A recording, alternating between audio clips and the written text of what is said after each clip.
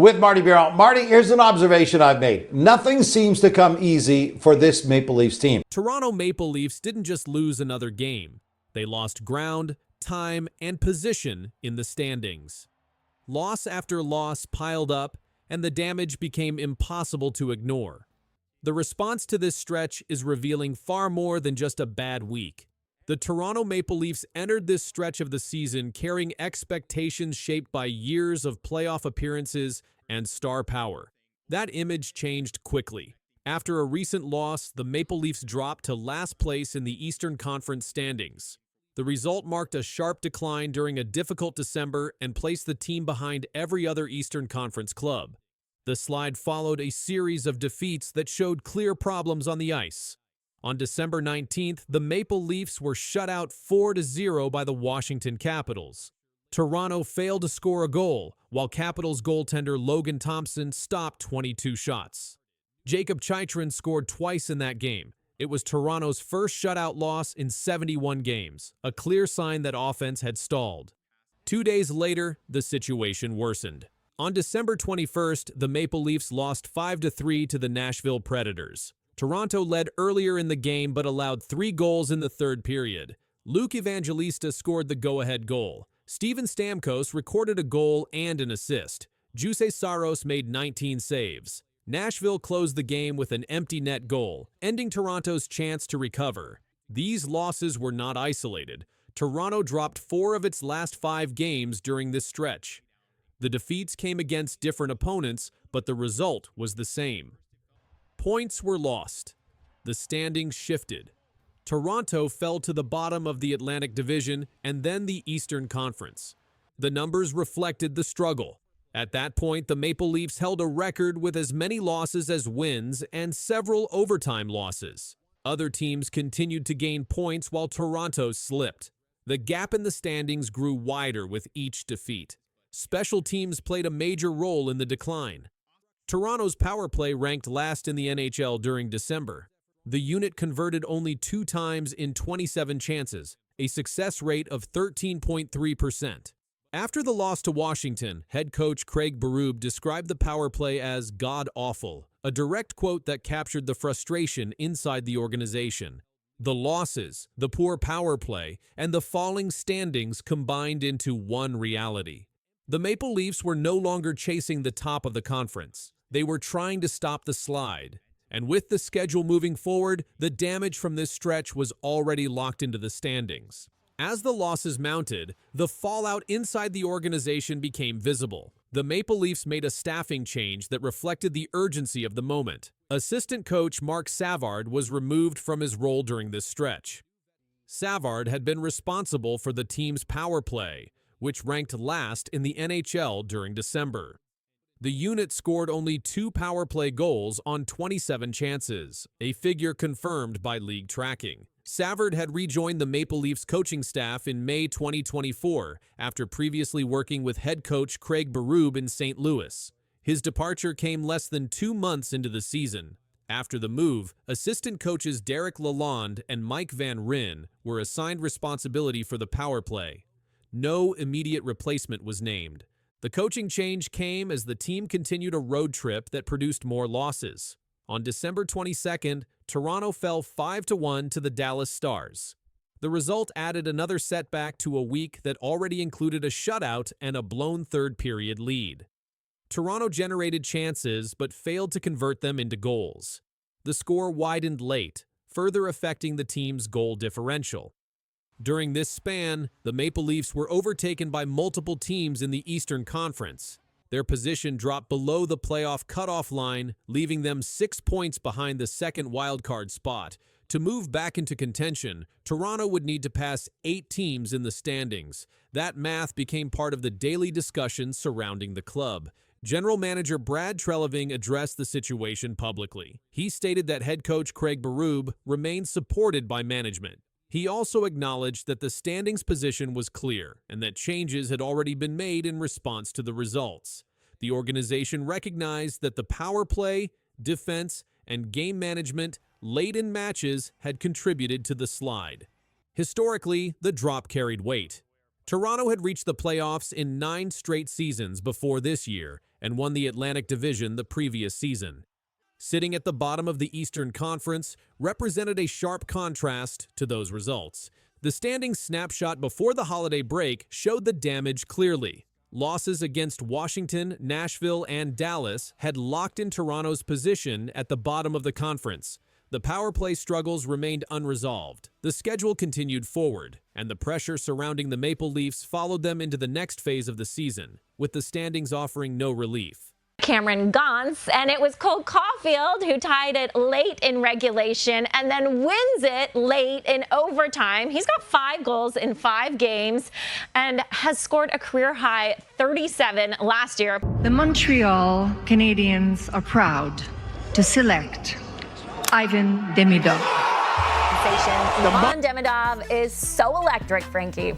He is so good, Sarah, and the 3 things come down to this. Number 1, poise and patience with the... Something unbelievable is happening in Montreal right now. 2 young players are rewriting the early season story of the NHL, not with talk, but with numbers that haven't been seen in decades. Their chemistry on ice has shattered predictions, stunned rivals, and even silenced critics. But what they did last game, no one in hockey saw coming. Now Thompson will grab it. Thompson to Caulfield. Caulfield scores!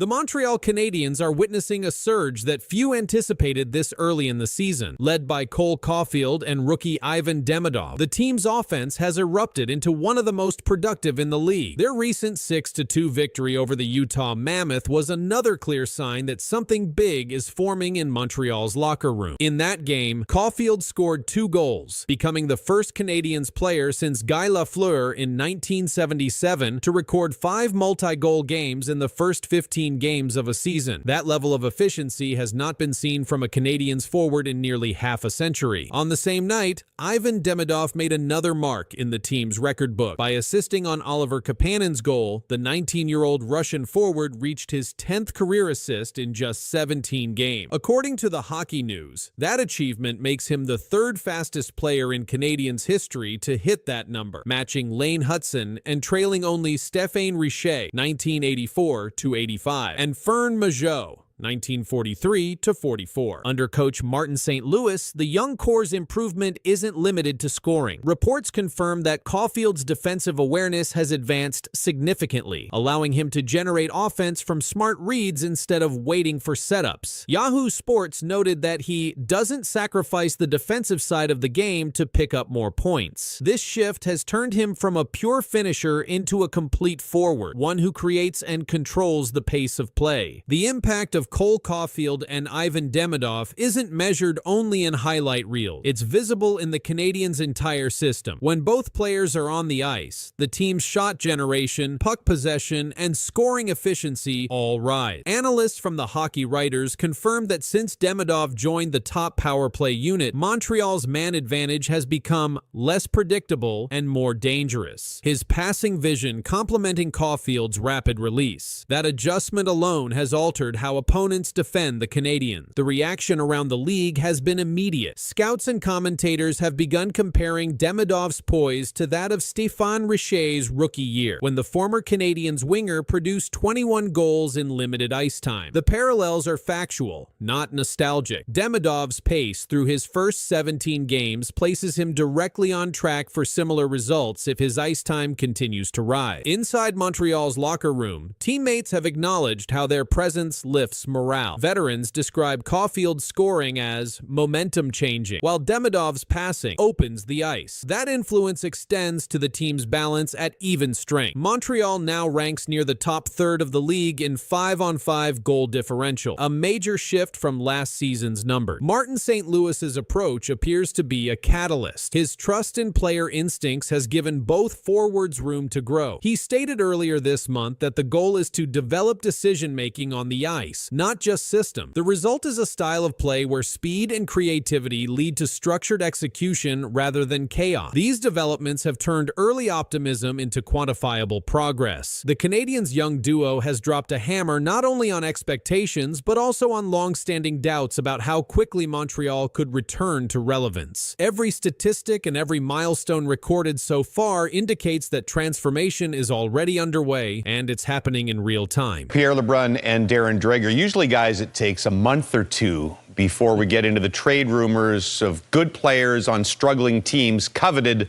by other teams, but we're well underway already with Nazem Kadri and the Calgary Flames. Something big is happening between Montreal and Calgary. As the Flames spiral down the standings, a shocking name has quietly shaken the trade market. Behind the scenes, whispers of a potential move to the Canadiens are growing louder. But what's really happening right now has insiders stunned, because Montreal may be closer to landing a star center than anyone expected. First thing I'd tell you is the Habs, O-Dog, my understanding is, listen, they've gone through the entire league in their preparations internally and have a list of what centers could potentially pop up between now and next season, and obviously ahead of the March 6th trade deadline this year.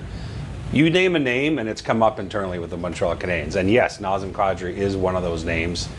I think the Habs would have interest in him. Nazem Kadri's name has become one of the most active in NHL trade circle. The Calgary Flames sit at 2-8 and 1-11 games, their worst start in years. Kadri leads the team with 8 points in those contests and is now just 4 games away from reaching the 1,000 game milestone in his NHL career. Despite his performance, the growing instability inside Calgary has sparked league-wide trade speculation. According to multiple reports, the Montreal Canadiens are one of several teams exploring center options. TSN insiders Pierre LeBrun and Darren Dreger confirmed that Montreal continues to search for a true second-line center to strengthen their roster. LeBrun noted that if Calgary ever decides to move Kadri, the Canadiens would be a logical fit. However, both analysts emphasized that the Flames are nowhere close to making that decision. Kadri's contract remains a significant fact. He is signed through 2029 with a $7 million cap hit. Originally protected by a full no-move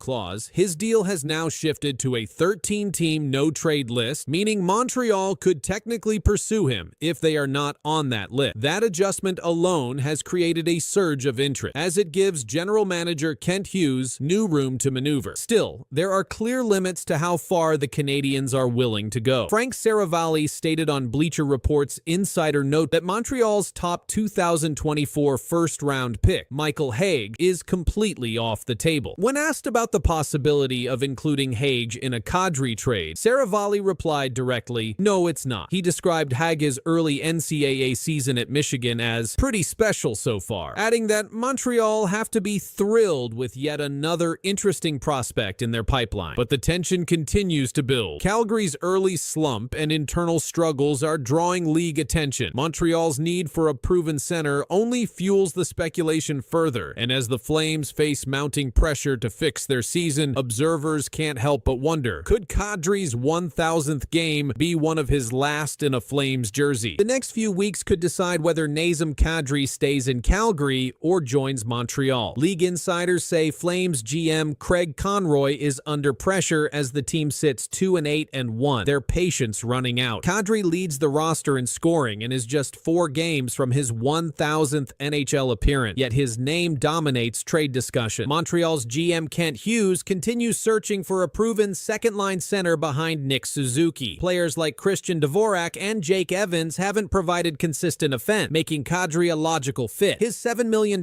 cap hit through 2029 complicates talk, and any deal would likely need Calgary to retain salary or take contracts back. Still, Montreal's cap flexibility after moving Carey Price's contract to long-term injured reserve keeps them in position to act. TSN's Pierre LeBrun reports the Flames aren't close to trading Kadri, but Montreal has done its homework, monitoring his leadership and playoff experience. Head coach Martin St. Louis values that intensity. Insiders say Hughes won't sacrifice the rebuild for short-term gain, giving Montreal leverage as Calgary's slump deepens. Kadri's looming 1,000th game adds tension. It could come in a new uniform if talks advance. For now, both clubs wait, and every Calgary loss makes a move feel closer. If you're a Habs fan, then rookie rookie Ivan Demidov needs no introduction. The Montreal Canadiens announced the signing of the 19-year-old Russian forward to the utter jubilation of fans.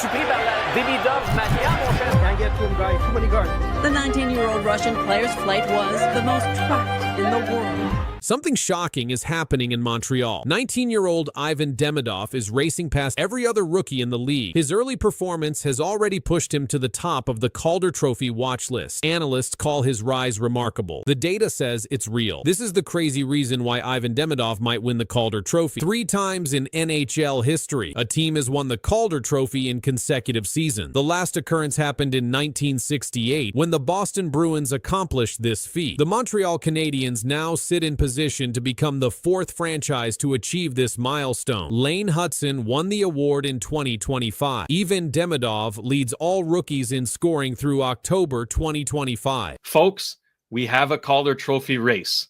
Ivan Demidov is right back in it. 9 points in 10 games to start the season. Ivan Demidov has 9 points through his first 10 NHL games in the 2025-26 season. He has scored 2 goals and recorded 7 assists. This places him first among all rookies in scoring. Demidov became the first Canadiens rookie to score 9 points in his first 10 games since Stephen Lebeau in 1989-1990. On October 25, 2025, Demidov recorded his first 3-point game in the NHL. He scored 1 goal and added 2 assists in a 4-3 victory over the Vancouver Canucks. Montreal Canadiens captain Nick Suzuki commented on Demidov's play. "He's a great player on the power play," Suzuki said. "His poise and vision, he's always finding play, finding seams. He's got a good shot, and he's probably run every single power play he's ever been on, so he's got a lot of reps on those." Head coach Martin St. Louis moved Demidov to the first power play unit before the game against Vancouver. St. Louis explained his decision.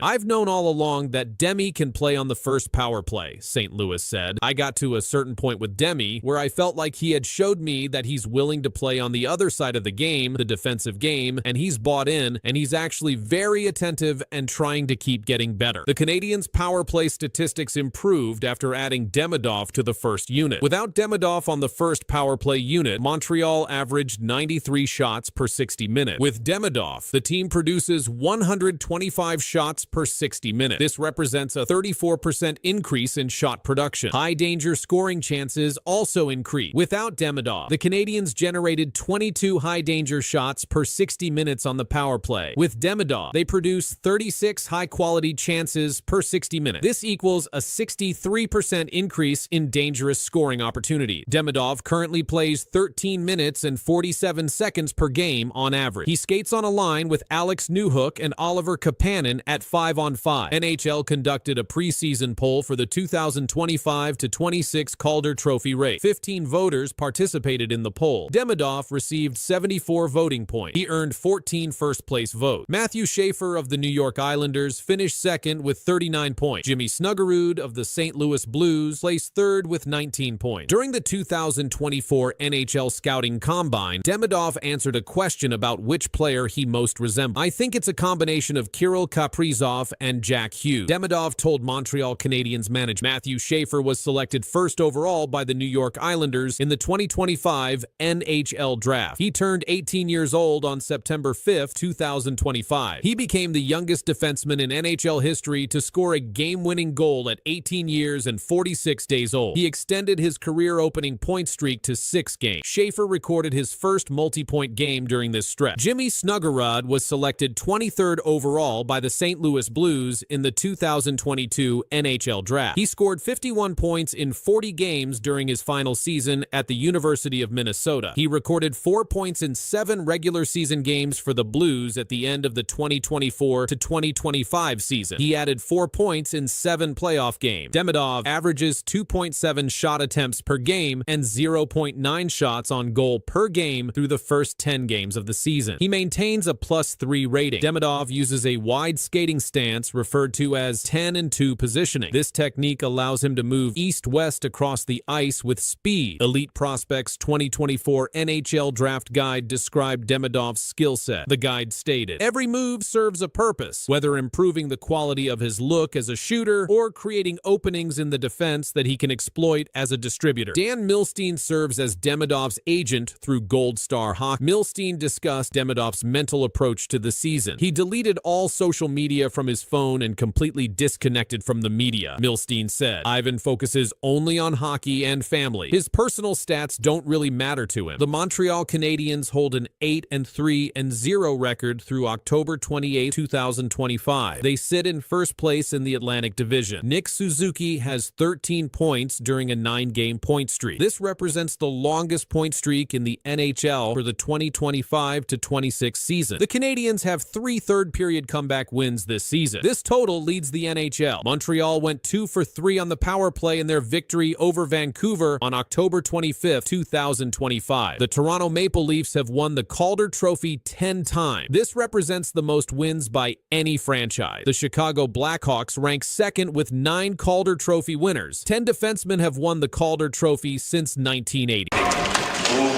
Demidov avoided the check. Demidov. Look out, gave it away right on the tape of Pinto. And I think a cross-checking call behind the play. I think it's going to be a slash. A slash, sorry. It's going against Ottawa, and Nick Cousins can't believe it. And he'll go for 2 or less. This has been a parade to the box for Nick Cousins, unfortunately. He's going to take a little slash at Demidov into the hand here. So here's the turnover right here, the middle of the ice. And then there's a chop right on the wrist of Demidov. A rookie star's night ended in pain. Ivan Demidov, slashed down by Nick Cousins, left the ice holding his wrist. The hit didn't just stop the play, it started something bigger. Nick Cousins delivered a 2-handed slash right across Demidov's wrist. The Canadiens rookie tried to skate off, but the pain forced him out. He was removed from the game. Before the hit, Demidov was having a strong night. He had already collected 2 assists in the game. He pushed the play against Ottawa's defense and kept creating scoring chances. His skating and passing showed why fans are so excited about him. But after the slash, his night ended early. Head coach Martin St. Louis was asked for an update right after the game. He said, "Not right now. He's still being evaluated, so not right now."